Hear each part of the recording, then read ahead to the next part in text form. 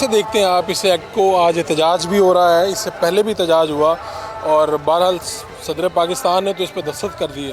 अब आप क्या देखते हैं, इस तहरीक का क्या नताइज हो सकते हैं?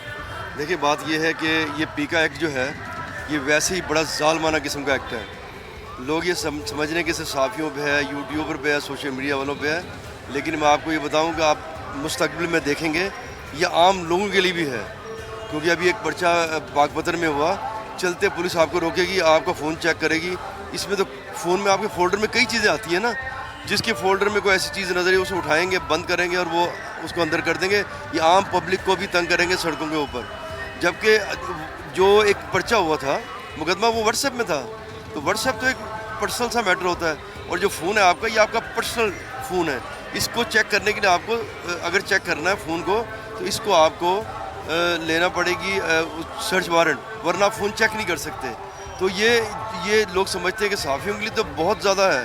देखिए, मैंने पहले भी कहा है कि होना चाहिए कानून, दुनिया में होने चाहिए, लेकिन ये सहाफ़ियों के लिए बिल्कुल नहीं होना चाहिए। जो सहाफ़ी आप भी हैं, हम भी हैं, सब हैं। हमने कभी फेक न्यूज़ नहीं दी। मिस्टेक हो सकती है, वो तो पूरी दुनिया में होती है, उसकी हम माजरत भी कर लेते हैं, और उसमें इदारा माजरत कर लेता है, माजरत कर लेते, लेकिन हमने सज़ा और जज़ा भी है, पैमरा ले जाता है आपको। लेकिन जो इसमें शेख है वो हमें भी शामिल कर लिया है। गलती हो गई, उसको फेक बना लेंगे। अब मुझे ये बताएं, जितने सियासतदान बैठ के जो ये झूठ बोलते हैं, जो ये इल्ज़ामात लगाते हैं, क्या ये फेक न्यूज़ नहीं है? एक सियासतदान दूसरे को कहता है वो अरबों खा गया, तो फिर उसकी भी पर्चा होना चाहिए। लेकिन यहाँ मसला, ये कानून यहाँ वो बनता है, या तो किसी को विक्टिमाइज़ करना हो, उसे सज़ा देनी हो, या अपना मुफाद लेना हो। इसमें मुफाद आमा का तो देखते भी नहीं है ये सब। हमारे लिए तो पहले से कवानीन मौजूद हैं, और कोई मसला हो तो हो, उसमें इम्प्लीमेंट भी हो जाता है। आपको क्या लगता है कि सारी ये जो गेम हमें नज़र आई है, इसका क्या है कि इसमें अगर आप कहें तो जो कायमा कमेटी जिसने मंजूर किया, तहरीक इंसाफ के मेंबर थे वो, पाकिस्तान पीपल्स पार्टी हो, नून लीग हो, सब ने वोट किया। नून लीग रूलिंग पार्टी है इस वक्त। तो आप क्या समझते हैं कि आप तो कह रहे हैं कि इससे आगे ये चल पड़ेगा सिलसिला, और ये सिर्फ सहाफ़ियों तक महदूद नहीं रहेगा, 25 करोड़ अवाम तक जाएगा ये? जी बिल्कुल, मैंने आपको कहा 25 करोड़ अवाम तक जाएगा, और इसमें देख बड़े क्योस आएंगे मुल्क में, इससे अफरा तफरी पैदा होगी। इनको सोचना चाहिए।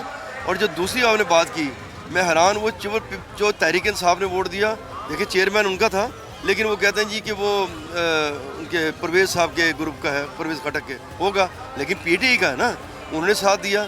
उसके बाद मुझे हैरानगी होती पीपल्स पार्टी पर, कि वो कहते हैं बाहर निकल के स्टेक होल्डर से तो बात करनी चाहिए थी। भाई, असम्बली के अंदर बात करो ना, मत वोट दो, अंदर वोट दे के आते हैं। फिर सदर साहब कहते हैं, जरदारी साहब, कि जी इस पर मुशावरत करेंगे, वो 10 मिनट में वो अप्रूव कर देते हैं। मतलब मुझे हैरानगी पता किस बात की होती, कि पहली बार देखा है कि पॉलिटिशियन को रिमोट कंट्रोल से चल रहे हैं। पहले होता था कि 2-4 रिमोट कंट्रोल से चलते थे, लेकिन बाकी नहीं। तमाम के तमाम पॉलिटिशियन रिमोट कंट्रोल से चलते हैं। आप 26वीं तरमीम देखें, सबसे ज़्यादा रिमोट कंट्रोल से कौन चला? मैंने बिलावल भुट्टो को देखा, वो सबसे ज़्यादा तेज़ वो चल रहे थे। फजल रहमान को मिल, इधर मिल, जितनी तेज़ी से उन्होंने काम किया ना, इतनी तेज़ी से किसी ने भी नहीं काम किया जितना। तो आपने इससे पहले कभी इस तरह नहीं देखा कि कोई कानून बनने से पहले, बिल आने से पहले इतनी फुर्तियाँ हों और इतनी तेज़ी से सभी पार्टियाँ शामिल भी हों?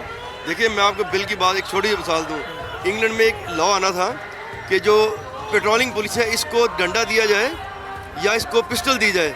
आप उसको उठा के देखें, साल बहस हुई असम्बली के बाहर, हाउस ऑफ कॉमन के अंदर और बाहर। उसके बाद डिसाइड हुआ कि नहीं, इनको बैटन देना है, डंडा देना है। और यहाँ मुझे हैरानगी है कि किस किस्म के पॉलिटिशियन हैं, किस किस्म के मेम्बरान असम्बली हैं, कैसे सेनेटर हैं। 98% ने तो पढ़ा भी नहीं है ये, इनको पता ही कुछ नहीं होता। आते हैं, मोहर लगा के चले जाते। तुम किस चीज़ के सेनेटर हो? अवाम की नुमाइंदगी किस चीज़ की कर रहे हो? अगर अवाम की नुमाइंदगी बिल आ रहा है तो उसको पता होना चाहिए, उसके बाद ड्राफ्ट होना चाहिए, वो डिबेट में हिस्सा ले। डिबेट से बाहर, ये नहीं कि कायमा कमेटी, ये बाहर सेमिनार्स होते हैं, उसमें डिस्कशन होती है कानून के लिए। उसके बाद इसके लिए ये मुकम्मल तरीका नहीं अपनाया गया। बहुत शुक्रिया रईस अंसारी साहब।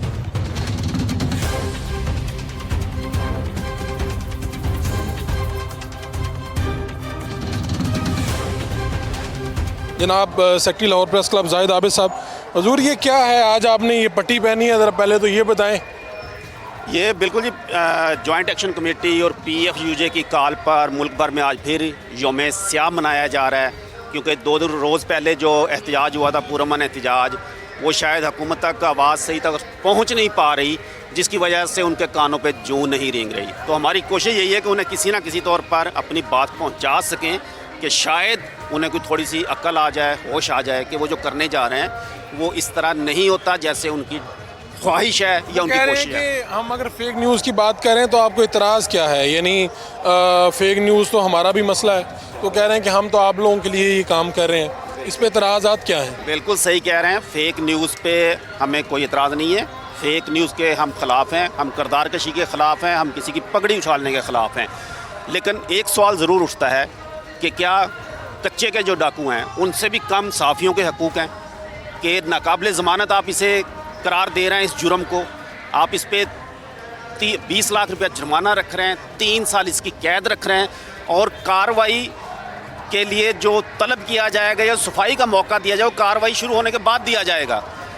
मतलब थोड़ा सा जो कवानीन बनते हैं, हम अगर यूरोप की मिसाल ले लें कि यूरोप में जो कवानीन बने हुए हैं उसमें आज तक कितने साफ़ी हैं जिन्हें कि कैद की सज़ा हुई है, अब जुर्माने होते हैं। इस वक्त पैमरा जो है आपको काम, इसमें क्या हुकूमत की बदनीति नजर आई है? हुकूमत वो कहाँ है? अच्छा। आप समझते हैं कि हुकूमत की बदनीयती है इसमें? किसकी बदनीति है? ये हुकूमत फिर- नहीं है। ये फिर फेक न्यूज़ बन जाएगी। ये भी फेक न्यूज़ हाँ, बन ये जाएगी। फिर फेक आप न्यूज़- कह रहे हैं मैं कुछ कहूँगा तो वो कहेंगे ये वो फेक न्यूज़ है ये फेक और इसी न्यूज़ में अंदर कर है, देंगे। लेकिन सबको पता है। तो इससे सच्ची खबर तो ये है कि वजारत इतलात जो सब इस चीज़ के पीछे है उन्हें भी पता है कि वो जो कर रहे हैं गलत कर रहे हैं, लेकिन क्या? कुछ लोग इससे आगे ये तहरीक कहाँ बढ़ेगी? यानी जो होना था तो अभी तक तो यही लग रहा कि हो गया जो होना था। देखें, पीयूष बाल्ट भी यही कह रही है कि हम अगर साइन ना भी करते हमारे सदर साहब तो फिर भी हो जाना था, लेकिन एहतजाज हर जिंदा बंदे का हक है, हर जिंदा कौम का हक है। एहतजाज करना हमारा फ़र्ज़ भी है और हक भी है, और एहतजाज उस तक जारी रहेगा जब तक हम अपने टारगेट अचीव नहीं करते। बाकी हुकूमत की अददी अक्सरियत है, वो जो जबर कर सकते हैं, जो टारगेट रख सकते हैं वो कर रहे हैं। लेकिन मैं समझता हूँ कि बतौर इंसान, बतौर सहाफ़ी एहतजाज करके अपनी बात ऐवान तक पहुँचाना ठीक है। बिल्कुल ज़रूरी है। बहुत शुक्रिया आपका जाहिद आबिद साहब। अरसलान रफ़ीक भट्टी साहब, कैसे यहाँ तक पहुँच गई सिचुएशन? कौन है इसके पीछे? और क्या ये जो इतराज़ात हैं हमारे, उसको भी हमें ठंडे दिल से देखें, क्या वो ठीक हैं इतराज़ात हमारे? बात यह है जी कि हुकूमत ने हमेशा से यही किया है, नून लीग में ख़ास तौर पे कि लोकल बॉडीज़ का मामला हो, नून लीग उतनी पेश है कि जी हम कराएंगे इलेक्शन, कभी नहीं हुए। 32 साल मुझे हो गए देखते हुए कि हमेशा लोकल बॉडीज़ के इलेक्शन भी नारा ये मारते हैं कि जी हम नीचे तक जाएंगे, ये नीचे तक ही आ गए हैं। उन्होंने ये किया जी कि जिस तरह लोकल बॉडीज़ के साथ सलूक करते हैं ना कि सजी दिखा के खबी मार रहे हैं, ये खबी दिखा के सजी मारी है उन्होंने। हमें उनका ये था कि हमें स्टेक होल्डर्स को साथ बिठाते, हम इस हक में हैं कि जो गलत खबर देता है उसका बिल्कुल एहतसाब होना चाहिए। ये मेरा कोई राइट नहीं है कि मैं आपके खिलाफ और आप मेरे खिलाफ खबर दें और मेरे से पूछे मीना। हम तो ये इस बात पे हैं, लेकिन इस हद तक जो हालात पहुंचा रही है हुकूमत, अगर सहाफ़ी तंजीमें वाक़ियतन कहीं लॉन्ग मार्च शुरू हो गया या पार्लियामेंट का घिराव हो गया तो फिर हुकूमत वो जो है ना दूसरी तीसरी तरीक़ें, चौथी तरीक़ें वो नहीं चलेंगी, फिर यही तरीक़ चलेगी सिर्फ। आपको लगता है कि सहाफ़ती तंजीमें इस तरफ जाएंगी, कोई लॉन्ग मार्च? बिल्कुल जाएंगी जी। सहाफ़ती तंजीमों का बिल्कुल अंदर का जॉइंट एक्शन कमेटी का ये एक वन ऑफ दी एजेंडा है, मेन 5-6 एजेंडा के अंदर के जी पहले 3 में ये शामिल है कि अगर गवर्नमेंट ने ये पीका एक्ट वापस ना लिया, बात ये है जी कि गवर्नमेंट क्यों ऐसा कर रही है, सवाल मेरा ये है